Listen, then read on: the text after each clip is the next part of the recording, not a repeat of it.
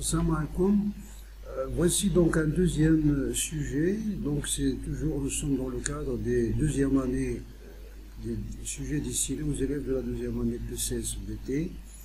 Bien sûr un peu des classes moyennes plus. Donc vous avez ici donc le schéma habituel, donc un grand A, c'est-à-dire une première partie où il y a une fonction auxiliaire qui va nous aider dans le signe de la dérivée. Un grand 2, qu'il y a une fonction principale qui est x plus 1 sur x moins x sur x. Vous avez ici vous avez le calcul d'une primitive, tout le monde peut-être à ce niveau de l'année a fait une primitive. Et vous avez ici une suite intégrée dans la fonction, donc la suite que vous connaissez, qui est la suite récurrente. Donc voici le sujet. Donc voici la première partie. Alors les limites, vous n'avez pas d'indétermination, donc la limite lorsqu'x tend vers 0 plus de g de x est égale à la limite lorsqu'x tend vers 0 plus de x carré plus moins 2 plus lnx. Vous avez x carré moins 2 est un polynôme, donc il est continu, donc c'est l'image, c'est moins 2, et lnx tend vers moins l'infini, donc ça nous donne moins l'infini. Car bien sûr la limite de x tend vers 0 plus de lnx est égale à moins l'infini. La limite en plus l'infini est la même chose, il n'y a pas d'indétermination. Vous avez ici la limite en plus l'infini, la limite de ça, la limite de x carré c'est plus l'infini, mais la limite de lnx c'est plus l'infini, donc plus l'infini, c'est plus l'infini. Voilà, donc il n'y a pas d'indétermination, la justification est simple. Car donc, vous mettez la justification. La limite pour x carré c'est 0, c'est plus l'infini, l'autre c'est plus l'infini. Ici donc le calcul de g' et les variations. Alors pour tout x appartenant à l'intervalle 0 plus l'infini ouvert, vous avez g' de x est égal à x carré plus lnx moins 2 dérivée. Donc la dérivée de x carré c'est 2x, la dérivée de lnx c'est 1 sur x, l'autre c'est la constante, est égale donc à 2x carré plus 1 sur x, qui est supérieur strictement à 0. Donc g est strictement croissante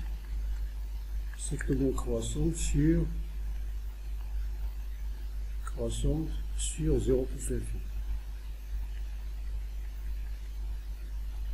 Le tableau de variation. Donc vous avez x, g' de x, g de x, 0 plus l'infini.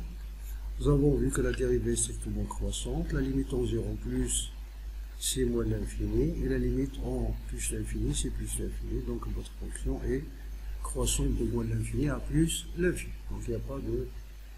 Voilà. Alors ici, on nous demande de montrer que, bien sûr, vous le pressentez, vous le voyez, que puisque la fonction est continue et strictement croissante, c'est-à-dire de moins l'infini à plus l'infini, quelque part, il va traverser l'axe des x. Donc il existe un réel alpha positif. Donc on nous dit qu'il existe un seul dans 0 plus l'infini, et il est compris entre 1 et 1,5. Donc vous avez ici deux parties de la question. D'abord, il existe un réel alpha, on va utiliser la fonction réciproque. Donc qu'est-ce que nous avons? Donc d'abord, nous avons g est continu sur 0 plus l'infini, car il est dérivable, sur cet intervalle, d'après la question précédente. D'après deuxièmement, donc g aussi strictement croissante sur l'intervalle 0 plus l'infini d'après deuxièmement. Donc g admet une réciproque g-1 définie sur g de 0 plus l'infini qui est égal à l'intervalle j. L'intervalle j, c'est, donc puisque la fonction est croissante, c'est la limite lorsqu'x tend vers 0 plus de g de x, la limite lorsqu'x tend vers plus l'infini de g de x, et ceci est égal à, comme nous avons calculé dans la question précédente, est égal à moins l'infini plus l'infini, c'est-à-dire est égal à l'ensemble R. Très bien. Donc, puisque 0 appartient à l'ensemble d'arrivée, c'est-à-dire à R. Donc il existe une seule image, il existe un seul alpha. Un seul alpha appartenant à 0 plus l'infini, tel que G-1 de alpha égale à 0. C'est-à-dire, G-1 de 0 égale à alpha. G-1 de 0 égale à alpha. C'est-à-dire, G de alpha égale à 0. Vous avez la fonction G-1, elle est définie de R vers 0 plus l'infini. Et 0 est ici. Donc, puisque 0 est ici, il admet une image unique, qui est G-1 de 0. Et ce G-1 de 0 là, c'est alpha. D'ailleurs, c'est très bien. Alors, d'autre part, donc la deuxième partie de la question, vous avez G de 1 qui est égal à 1 plus ln de 2 moins 2, c'est-à-dire, vous pouvez le faire à la calculatrice, c'est moins 1 inférieur à 0. G de 3 demi, c'est 9 quarts moins 2, c'est-à-dire 1 quart, plus ln de 3 demi, ln de 3 demi est un nombre positif parce qu'il est supérieur à 1. Donc c'est positif. Donc, qu'est-ce que l'on déduit? Donc, G de 1 multiplié par G de 3 demi est inférieur strictement à 0. D'après donc la propriété ou le théorème comme on l'appelle, la propriété de la valeur intermédiaire, on a alpha appartient à l'intervalle, bien sûr, 1, 3 demi, ou bien alpha compris entre 1 et 3 demi. Très bien. Donc ici, notre fonction G, comme nous l'avons vu dans la question précédente, il est strictement croissante sur les deux intervalles, sur cet intervalle, ça, et sur celui-là. Donc, il est strictement croissant sur. Donc, si x appartient à 0 alpha, vous avez x est inférieur à alpha. Donc, c'est inférieur à alpha, d'où, comme la fonction est croissante, donc g du x est inférieur à g de alpha, qui est égal à 0. Donc, g de x est inférieur à 0. Et, pour x appartenant à alpha plus l'infini, et pour x appartenant à alpha, quel que soit x appartenant à alpha plus l'infini, vous avez x est supérieur strictement à alpha. Par suite, la même chose, la fonction étant croissante, il conserve l'ordre, donc g de x est supérieur à g de alpha, et g de alpha égale à 0. Par suite, qu'est-ce qu'on en déduit? On déduit que la fonction ici, g de x est inférieur à 0. Ici, il est négatif, et ici, il est positif. C'est clair, c'est-à-dire de part et d'autre de 0. Donc, on déduit le signe suivant, donc, le signe de g de x, vous avez ici x, 0, alpha, il s'annule ici, il est négatif, g de x, et ici, il est positif. Très bien. Alors, comme remarque, lorsque vous étudiez le signe, 0 n'est pas un signe. Bon, il y a des gens qui ne considèrent pas 0 comme étant un signe, ce n'est pas un signe. Donc, lorsque vous faites là, donc c'est pour cela que nous avons exclu alpha dans les deux intervalles. Si vous voulez l'introduire, ce n'est pas un problème. On l'accepte. 0 n'est pas un signe. D'autre part, vous pouvez aussi, parce que vous avez ici alpha tend vers 0, vous pouvez considérer les intervalles. Vous avez l'image de l'intervalle 0 alpha, parce que la fonction est croissante, est égale à quoi? Est égale à la limite en 0 plus de g de alpha. Parce que la fonction est continue, vous pouvez prendre l'image, même si c'est ouvert. Donc, est égal à quoi? Est égal à moins l'infini, 0. Donc, quel que soit x appartenant à 0 alpha, on a g de x appartient à l'image de cet intervalle. G de x appartient à moins alpha 0. C'est-à-dire g de x est négatif. C'est une autre façon de démontrer. Il y a aussi l'autre façon, c'est tout simplement que si vous n'arrivez pas à faire, donc que vous pouvez faire, c'est-à-dire vous dites d'après le tableau de variation, nous avons le signe, d'accord? Les correcteurs apprécieront ça et vont vous noter selon cette appréciation. Donc la deuxième partie, donc cette fonction principale, la première question, donc petit a la limite en 0 plus. La limite en x tend vers 0 plus de f de x est égale à la limite lorsque x tend vers 0 plus de x plus, si vous voulez, ce qui va poser problème, s'il y a le problème, c'est ici, et ln x sur x. Bon. Alors ici, vous allez voir donc 1 sur x, 1 sur 0 plus, c'est plus l'infini. Ici, vous allez voir plus l'infini, donc il n'y a pas d'indétermination finalement. Donc on peut construire la limite, si vous voulez, limite x tend vers 0 plus de ln x sur x. est égal à la limite lorsque x tend vers 0 plus de ln x multiplié par 1 sur x est égal, entre guillemets, ln x ça vous donne moins l'infini, et ça c'est 1 sur 0 plus. Donc est égal à, à moins l'infini. D'accord? Moins l'infini. Avec le moins ici, donc vous allez avoir plus l'infini. Donc vous allez avoir, si vous mettez ici le moins, ici un moins, donc ici plus l'infini, donc c'est plus l'infini. Très bien. La limite de 1 sur x tend vers 0 plus de 1 sur x est égal à plus l'infini. Donc vous construisez la limite. Donc vous dites donc, au lieu de donc, c'est-à-dire, ça, ce sont les propriétés sur les limites. C'est ça la propriété que nous avons fait dans le cours. 0 plus de f de x est égal à quoi? Donc est égal à 0 plus l'infini est égal à plus l'infini. Ou bien vous donnez ici le résultat et puis vous dites car, c'est-à-dire vous justifiez. D'accord? Très bien. Alors, quelle est l'interprétation de géométrique de ce résultat? Donc, vous avez la limite en 0 plus de f est égal à plus l'infini. Donc, la courbe C de f admet l'asymptote, ou bien une asymptote, il est unique ici, l'asymptote verticale d'équation x égale à 0. Si vous dites l'asymptote d'équation x égale à 0, c'est suffisant, parce qu'on sait qu'il est vertical, étant donné que le repère est orthogonal. Très bien. Ici, vous avez la limite en plus l'infini, donc c'est une limite directe. 1 sur x tend vers 0, ça tend vers 0, donc est égal à plus l'infini, parce qu'il n'y a pas d'indétermination. Car la limite usuelle, x tend vers plus l'infini de ln x sur x, est égal à 0, qui est égal aussi à la limite lorsque x tend vers plus l'infini de 1 sur x. Donc les deux sont très bien. Donc ici, vous avez la limite à la branche infinie, au voisinage de plus l'infini. On a donc la limite lorsque x tend vers plus l'infini de f de x est égal à plus l'infini, et la limite de f de x sur x est égale à la limite lorsque x tend vers plus l'infini. On va diviser tous les termes par x. Donc je vais avoir ici x divisé par x, c'est 1 sur x carré, et puis ln x sur x carré. Et bien sûr, ceci tend vers 1, qui est égal à 1. Bien sûr, parce que l'autre, la limite, ce n'est pas une limite usuelle, car que la limite x tend vers plus l'infini de ln x sur x carré est égal à la limite lorsque x tend vers plus l'infini de 1 sur x multiplié par ln x sur x. Maintenant, celle-là est égale à, donc 0 fois 0 égale à 0.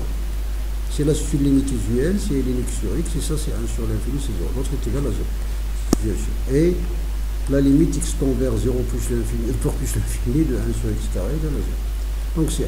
Donc on va continuer. Donc la limite lorsque x tend vers plus l'infini de f de x moins x, ça va nous donner donc la limite lorsque x tend vers plus l'infini de 1 sur x plus ln x sur x. C'est évident bien sûr qu'il est égal à 0 ici, parce que ça c'est une limite usuelle, on a déjà justifié dans les autres. Donc égal à 0. Qu'est-ce qu'on en déduit? Donc on a dit, ici nous avons donc la courbe C de f admet une asymptote oblique. Nous avons calculé ici A, nous avons trouvé le A, c'est 1, et nous avons trouvé le B, c'est 0. Donc d'équation y égale à x au voisinage de plus l'infini. Voisinage de plus l'infini. Très bien.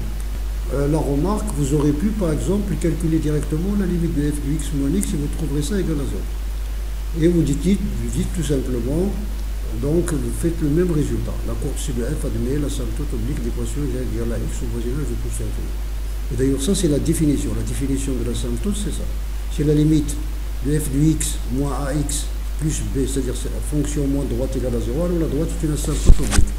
En plus l'infini ou bien moins l'infini, ça dépend là où vous travaillez. Donc la question 4, ici on va chercher la position relative de la courbe avec la droite delta d'équation égale à x, c'est-à-dire la position de la courbe avec son asymptote oblique, c'est-à-dire qu'il est en dessous, etc. Donc vous faites donc la différence comme vous avez l'habitude, il va vous rester ici 1 sur x moins ln x sur x. Vous mettez donc le 1 sur x en facteur, et vous allez avoir ici 1 moins ln x. Et puisque x est un nombre strictement positif, alors que quoi? Donc f de x moins y va avoir le signe, le signe effectivement de 1 moins ln x, ou bien f de x moins y et 1 moins ln x en même signe, ou bien le nombre, etc. Vous utilisez l'expression que vous avez l'habitude d'utiliser. Très bien. Le signe de ça. On déduit donc ce signe-là. Vous avez 1 moins ln x égale à 0. C'est équivalent à dire que x égale à e. Ici, donc, c'est positif, d'où donc ce tableau de signes ici pour simplifier. Donc, on va déduire donc ce tableau de signes. Vous avez donc l'équation 1 moins ln x, donc s'annule en e. Il est positif ici parce que le coefficient, il est négatif par là. Donc, ici, vous allez voir la courbe, la position de la courbe C de f, et ici, il va être au-dessus de delta. Et de ce côté-là, elle va être au-dessous. Au-dessous de delta. Et bien sûr, en ce point-là, vous pouvez le désigner par une flèche ou par un triangle. Ça, c'est là où le point où les courbes vont se couper. Elles vont se couper en E. D'accord, si vous voulez, ici, donc on marque, donc C de F coupe delta au point d'abscisse E. D'abscisse E. C'est-à-dire, l'image de E, c'est E moins 1 sur E. L'image de E, c'est E. Parce que puisqu'ils vont se couper, donc c'est ce point-là, il va avoir pour coordonnées E, E. Donc les f de x, la dérivabilité n'est pas demandée, mais f est dérivable en tant que somme et produit de deux fonctions. On ne peut pas avoir trois fonctions, écrivez-la comme ça. Donc vous allez vers la somme, la fonction x, la fonction 1 sur x et la fonction 1 moins ln x. Elles sont toutes dérivables sur 0 plus l'infini, donc leur somme et leur produit est dérivable. Vous pouvez même justifier en disant d'après les opérations sur les fonctions dérivables. Parce qu'au niveau PC, on ne demande pas la dérivabilité, on dit calculer f de x. Pas comme l'autre branche, on demande la dérivabilité. Donc la dérivabilité c'est quoi? Donc vous mettez donc c'est x plus 1 sur x moins ln x sur x dérivée. La dérivée de x c'est 1, la dérivée de 1 sur x c'est moins 1 sur x carré. Et la dérivée de l'autre, donc si vous voulez, donc ici vous avez la dérivée d'un rapport. Donc vous avez du nôtre au carré. Donc vous allez voir ici ln x dérivée fois x moins 1, donc x dérivé fois ln x. Si vous voulez faire comme ça, si vous voulez calculer directement, ça serait mieux. 1 moins 1 sur x carré, moins, ici vous allez avoir donc x carré, la dérivée de ln x c'est 1 sur x multiplié par 1, par x c'est 1, donc moins ln x. Moins ln x. Donc si vous mettez ici 1 sur x carré en facteur, donc vous allez avoir ici x carré, moins 1 plus ln x. Le moins là qui va rentrer là, et ça devient plus x. Donc est égal ici, vous reconnaissez g de x, donc 1 sur x carré, la fonction auxiliaire, g de x. Donc voici donc pour ce signe. Donc qu'est-ce qu'on va dire? Comme x carré est supérieur strictement à 0, alors f' de x et g de x en même signe sur 0 plus l'infini. Ce qui reviendrait aussi à dire, avec des écritures comme ça, que f' de x multiplié par g de x est un nombre strictement positif. C'est-à-dire qu'ils sont toutes les deux positifs ou toutes les deux négatives. Donc ça, si vous voyez ça, ça veut dire qu'ils ont le même signe. Très bien. Donc pour la question B, d'après les résultats de grande 1, 3B, c'est-à-dire nous avons cherché le signe du g de x, nous avons fait ici un petit schéma sur g de x, vous allez le chercher, on va voir le tableau de variation suivant. Donc vous avez donc votre tableau de variation, donc la fonction f, il est donc défini de 0 plus l'infini. Le signe de g, la fonction g s'annule en 0, il est ici négatif, il est ici positif. Donc vous avez votre fonction f de x, donc elle est décroissante jusqu'à f de alpha, et elle est croissante, f, la limite en plus l'infini c'est plus l'infini, la limite en 0 c'est plus l'infini. Donc tout simplement, il admet vous avez votre fonction admet un minimum, c'est-à-dire un minimum absolu. Donc vous avez ici la dérivée seconde Donc f seconde de x est égal à ça, donc sa dérivée, donc c'est la dérivée de la dérivée, donc ça, si vous voulez, c'est f prime, ça c'est la dérivée prime, donc est égal donc la dérivée de 1 c'est 0. Donc vous pouvez écrire ça, c'est moins 1 sur x carré, facteur de 2 moins ln x, le tout dérivé. Donc ça vous donne moins 1 sur x4. Donc la dérivée de 2 moins ln x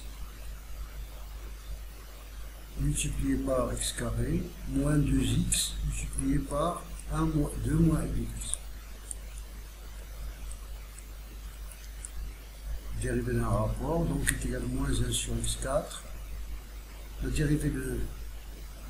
Ici, c'est la dérivée de 2, c'est 0, donc moins x, moins 4x, plus 2x et ln x.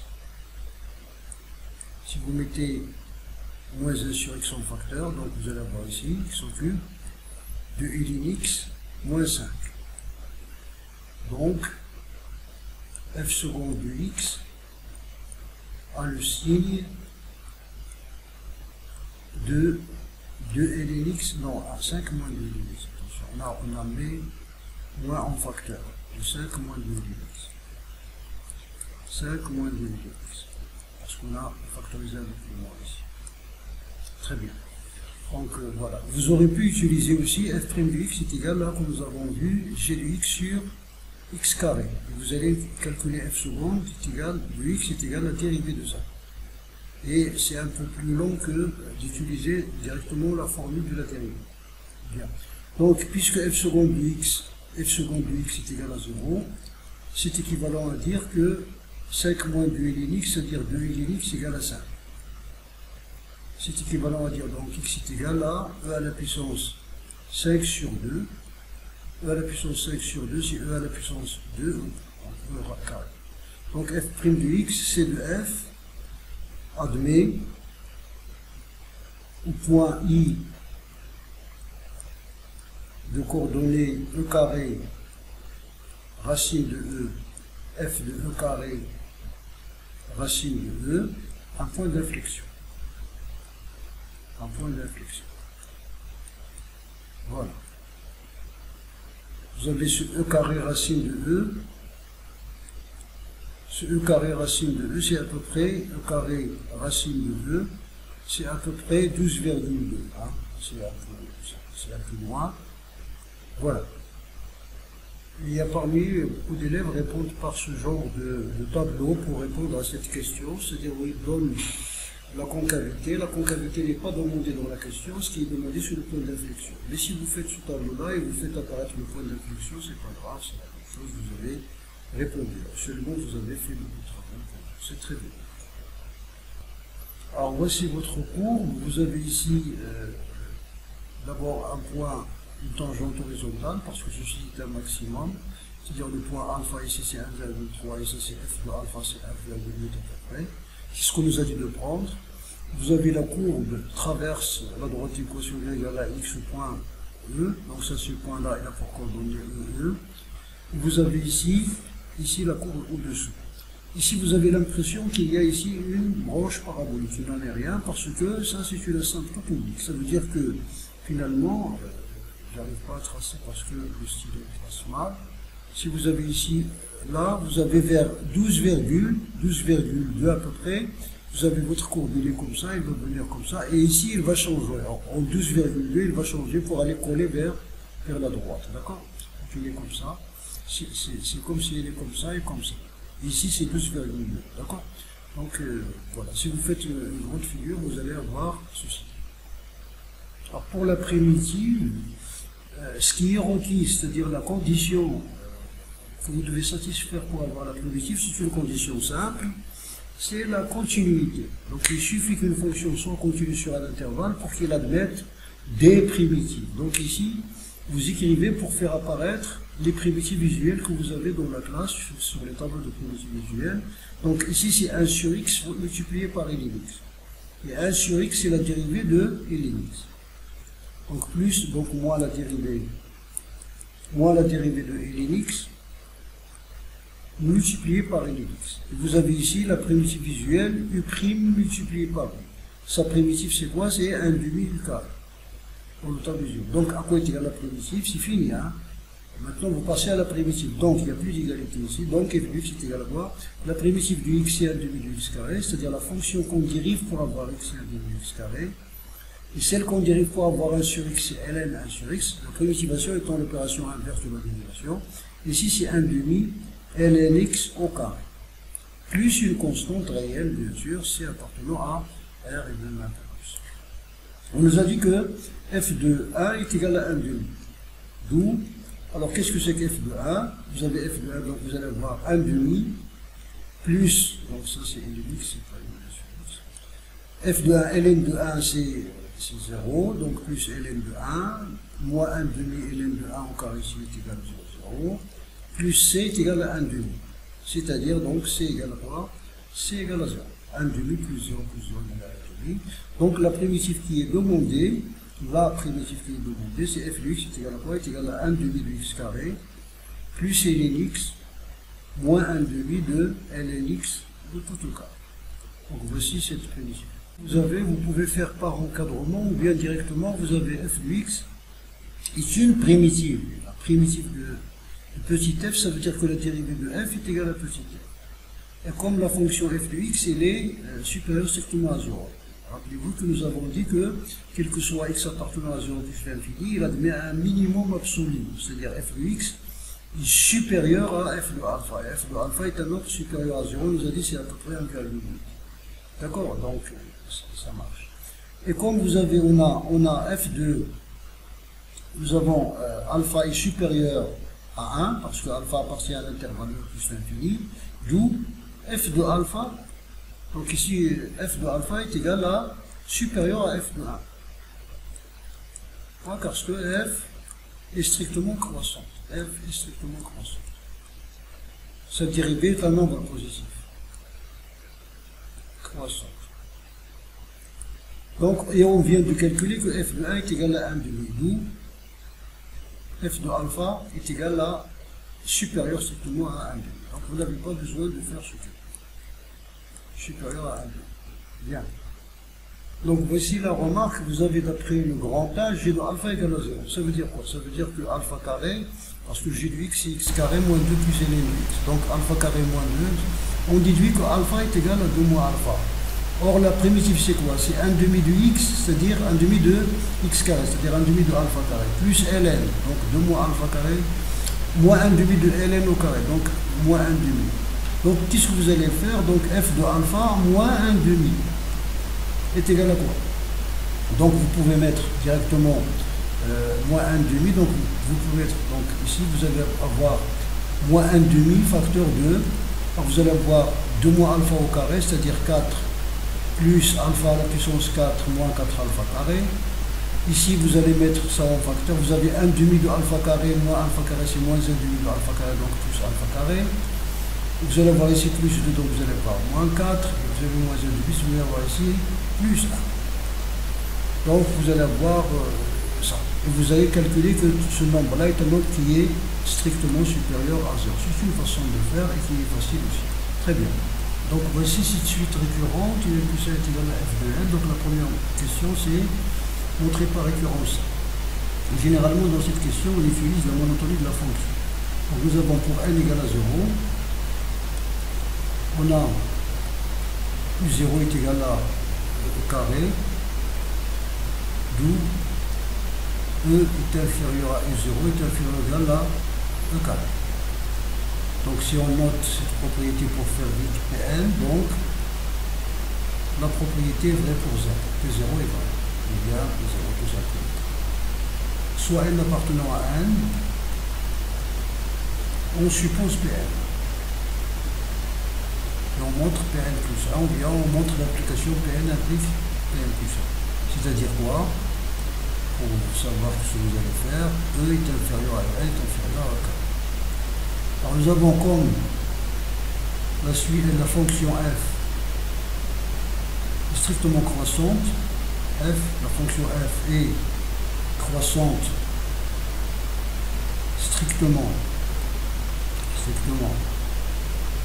sur l'intervalle alpha plus l'infini,